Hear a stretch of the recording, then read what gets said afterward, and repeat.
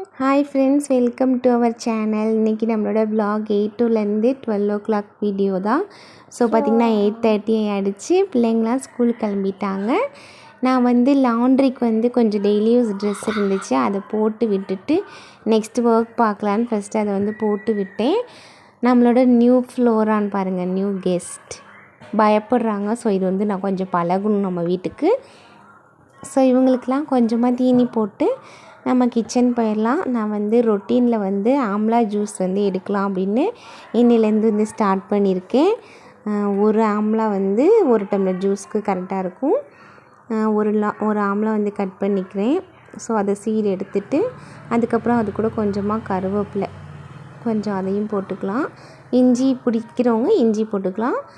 நான் கொஞ்சம் சால்ட் போட்டு இதை ஜூஸ் பண்ணி எடுத்துக்கிறேன். ஃபில்ட்ரு பண்ணி எடுத்துகிட்டு இதை காலையில் குடிச்சிட்டு வரலான்னு ஸ்டார்ட் பண்ணியிருக்கேன். ஸோ பார்த்திங்கன்னா குடிச்சிட்டு நான் ஸ்டவ் கொஞ்சம் மேலாப்பில் ரொம்ப அழுக்காக இருந்துச்சு. ஸோ அதை சும்மா லைட்டாக க்ளீன் பண்ணிக்கலான்ட்டு அதில் இருக்க டஸ்ட்லாம் தொடச்சி விட்டு நம்மளோட ஸ்ப்ரே வச்சுருக்கோம்ல அதை வச்சு நான் ஃபஸ்ட்டு க்ளீன் பண்ணி எடுத்துக்கிறேன்.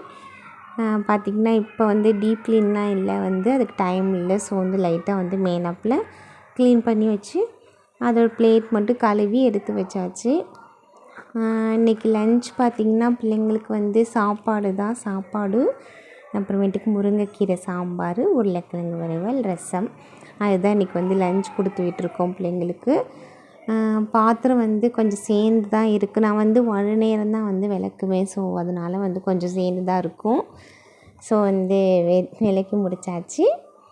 அப்புறமேட்டுக்கு கையோடு பார்த்திங்கன்னா சிங்கையும் க்ளீன் பண்ணிக்கலாம் அப்படின்ட்டு அதையும் நான் நல்லா ஸ்க்ரப் போட்டு தேய்ச்சி எடுத்துக்கிறேன்.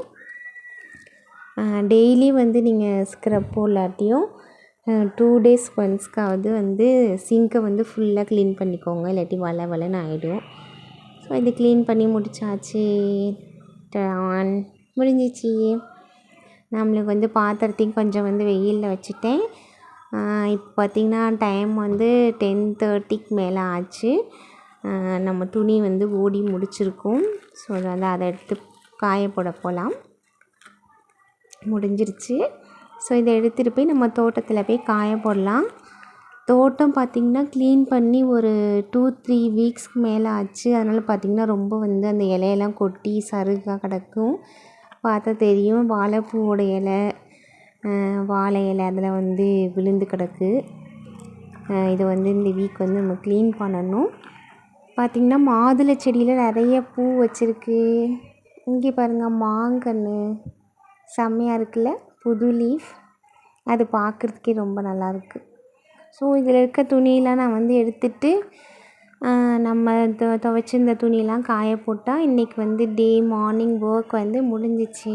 லைக் பண்ணுங்கள், ஷேர் பண்ணுங்கள், மறக்காமல் நம்ம சேனலை சப்ஸ்கிரைப் பண்ணுங்கள்.